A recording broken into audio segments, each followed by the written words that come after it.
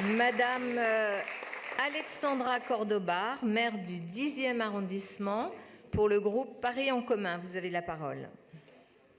Merci beaucoup, Madame la maire. Le moins qu'on puisse dire, en effet, c'est que la règle qui veut que l'adoption du budget supplémentaire soit un exercice technique et un peu abstrait ne s'applique pas aujourd'hui. Elle ne s'applique pas pour une raison simple, évidemment, face à l'épidémie que nous avons subie, que nous subissons, face aux conséquences douloureuses pour la vie familiale comme professionnelle des Parisiennes et des Parisiens, face aux défis que nous devons relever en tant qu'élus. Ce budget supplémentaire est très concret. Ce budget supplémentaire, mesdames et messieurs les élus de l'opposition, ce sont des masques, du gel, des repas pour les sans-abri, des aides pour nos soignants, du soutien pour nos entreprises, nos commerçants, nos restaurateurs, nos associations, nos musées. Pour celles et ceux qui font de notre ville ce qu'elle est, ce budget supplémentaire, c'est un plan de relance puissant pour soutenir la reprise. Et oui, chacun le sait, nous vivons une crise à la fois sanitaire, sociale, économique, dont l'ampleur est sans précédent.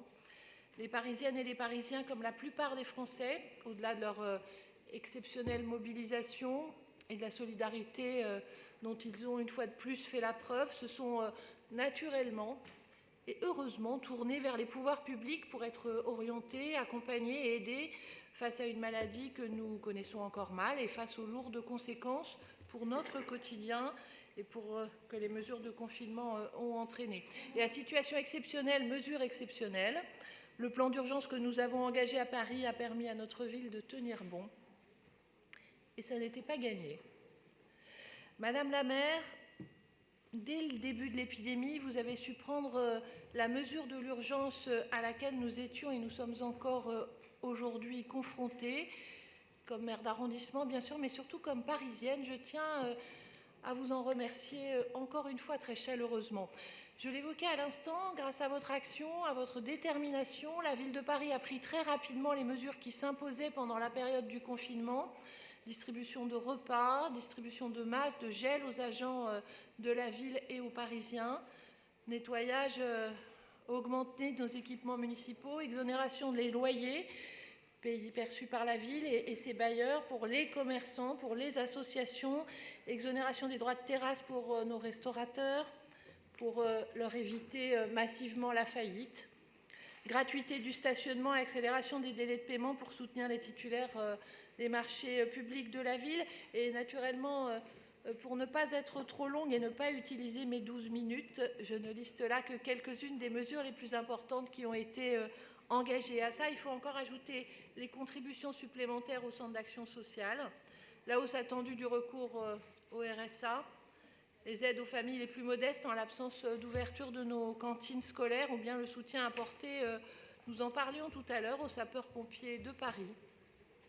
En tout, ce sont bien près de 130 millions d'euros de dépenses supplémentaires qui ont été engagées pour enrayer les conséquences immédiates de cette épidémie.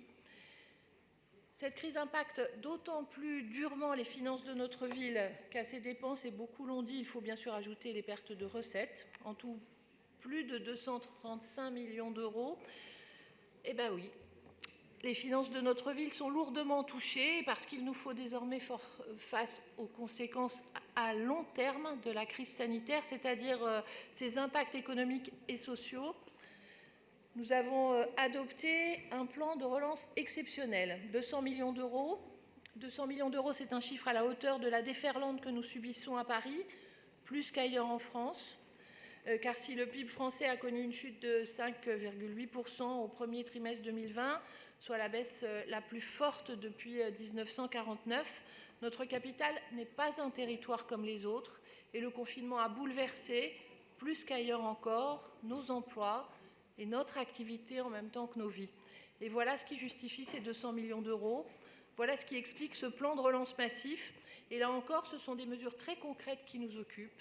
Exonération de loyer pour les commerces et associations, 10 millions d'aides au secteur du tourisme, 20 millions pour épauler les secteurs économiques, dont 4 pour l'économie sociale et solidaire, le soutien aux étudiants, précaires notamment, et les acteurs culturels et les maraîchers aussi. Tout cela qui fait ce qu'est notre ville. Comme toutes les collectivités françaises, Paris subit de plein fouet cette crise. Au total, nos finances sont impactées à hauteur de 565 millions d'euros. Et je voudrais, Madame la maire, mes chers collègues, souligner encore une fois dans cet hémicycle le peu d'aide octroyée par l'État à notre ville. Sur ces 565 millions d'euros, l'État ne consacre que 17 millions à notre capitale, 3%.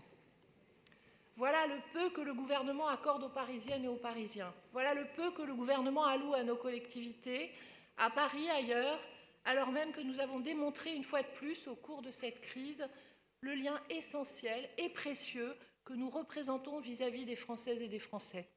Voilà le peu que le gouvernement concède à la relance économique par nos territoires, sans se soucier que nous puissions maintenir à l'avenir nos capacités à investir et à réamorcer nos vies économiques locales.